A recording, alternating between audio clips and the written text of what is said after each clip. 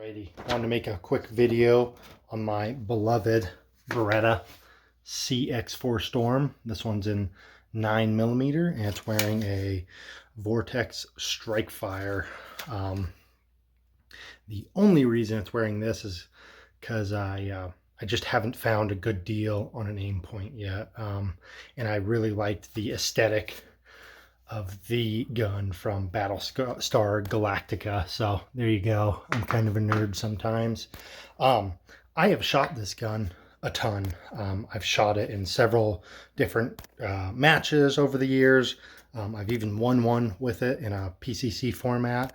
I really got nothing but good things to say about the type. It's lightweight. It balances really well. It's reliable. And it didn't break the bank for me, you know. I mean, I think I paid just under $700 for it a few years ago, and it has been in and out of production. I believe Beretta did a big run of them, and we're still seeing those right now. But if this is something that you are interested in, I'd highly suggest that you maybe pick it up now as opposed to waiting. So we'll get into it. Like I said, my version is in 9mm. It's also offered in 40 and 45 ACP. The other offer, I would not buy one of these in 40. I think that's just stupid, quite honest. That's a dead round. You know, say what you want about its performance, but it's dead.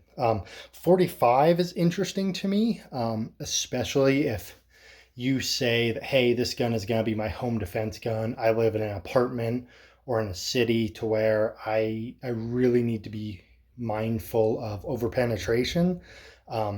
Guess what? 45 is not going to overpenetrate. I would choose a 45 over a 9mm if you're concerned about overpenetration. So just a little tidbit there.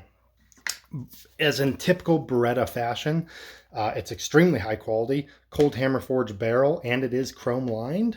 So this thing will last forever. I doubt you would ever outshoot that, especially in 9mm. They use what they call technopolymer construction, and Beretta has been using that for a few years on a lot of their polymer guns. So I think it's definitely proven at this point.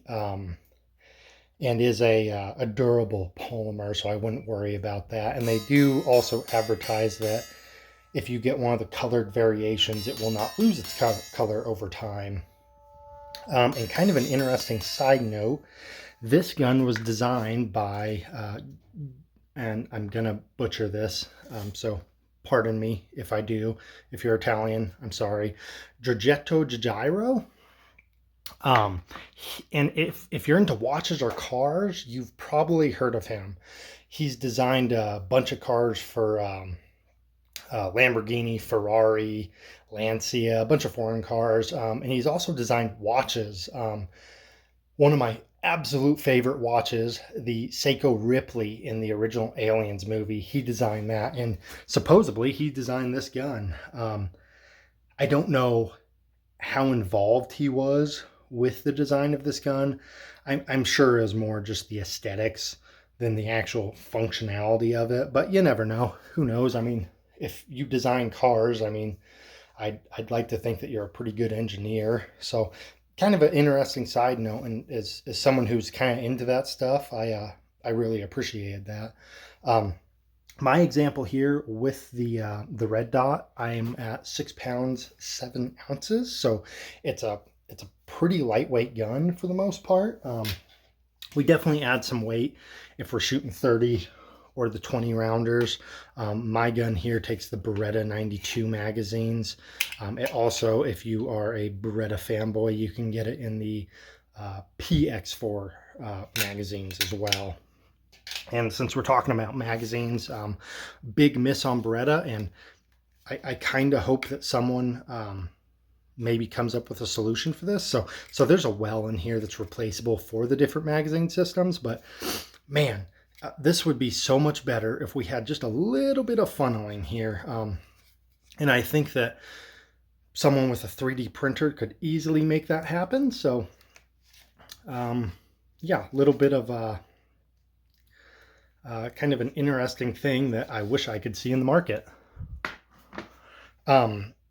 Something else, overall length is perfect for me. I believe it's a little over 13 inches. And the checkering, oh man, Beretta did an awesome job on this checkering. I wish, though, it wrapped all the way around. Kind of a bummer it doesn't. No checkering on the grip, and just a smooth butt pad here, but I've had no issues snagging, anything like that. You get 2 swing swivels on each side here, and a third one right here if you want to go off the rail. Speaking of the rail, it's just screwed on, and I have had no zeroing issues. So however they do that, it seems to be pretty well thought out. And our sights, mine are flipped down at the moment. Need a tool to get them up. They are excellent, though, if you do choose to run the weapon without an optic, which honestly, I think if I wasn't into the Battlestar Galactica series, I would probably be doing that. Just for weight is all, especially at the close ranges where I think a 9mm PCC shines. To me, it's 100 and in, maybe 150. I've done some pretty long range shooting out to 300 with it, and it's really difficult to hit with, in my opinion. And that's from a more practical standpoint. That's usually using positions, not a bench rest at that range. So more of a realistic fashion, it is hard to connect with at those ranges, and you do have significant drop with the 9mm. Speaking of that, accuracy at that distance, it definitely starts falling off. At least my example does, and with the ammo I have been using. So, I mean, is it a tack driver at long range? My example has not been. No, not at all. Again, 100 yards in, it's fine. But once you start pushing it, it drops off. And I don't know if there's some issues with the bullet passing through the transonic barrier at that distance. I tend to say it isn't that, just because of the projectile that the 9mm uses, but I don't know. Certainly could be. It's certainly an interesting discussion there. Another thing I love about this gun is it is fully ambidextrous. Man, awesome. Just awesome for Beretta. I have mine set up for left-handed use. Charging handle and ejection is set up for lefties. And the magazine is also swappable. And as a lefty, I have no problem at all with being able to drop the bolt. So not a problem. Very easy. I definitely appreciate having a carbine that's set up for a lefty. I did have some issues with my safety when I first bought it. It was super stiff, and I actually I just kind of sanded the ridges down on it just a little. Just took a little bit of the sharp ridge off of it, and that really helped a lot. So if you're struggling with that, I hope that helps. Magazines, these are factory Beretta mags, and I don't know who they're made by, to be honest with you. They might be Beretta. They have been excellent. Again, I've shot a lot of competition with this gun, and I've had no issues at all with feeding, reliability, or dropping the mags. They've been awesome, so no complaints there. Very high quality mags. I don't live in a very corrosive state, so I can't speak to the corrosion resistance. That looks like just a nice high quality bluing. As far as accessories go for this, it really sucks that we don't have a threaded barrel. Definitely a miss on Beretta. I know there's a couple guys out there doing it, and it's definitely a bummer. Something that with a 16-inch barrel, I don't even think I would thread it, just because you put a can on there, the thing's freaking huge at that point. If you were to SBR this and put a can on it, that'd be cool. I definitely think that's a viable option as well. So just something to think about there. More accessories. You need a way to carry your magazines. This is a very budget friendly option. This is a Chicom Type 85, and it fits these 30 rounders perfectly. So this is like a $15 option online, as opposed to like paying well over 100 for some of the other PCC chest rigs. I'm just not into that. This is cheap, holds 4 magazines very well. Yeah, so it's a good option, I think, and you can hold other crap too. I have a tourniquet in here. I don't have much in this thing, but for the price, it pairs very well with the Beretta CX4 carbine. And but I think you have to think about, why am I buying this gun? I bought this gun because of television, pop culture. That's why I bought this gun. This gun to me is not a defensive gun.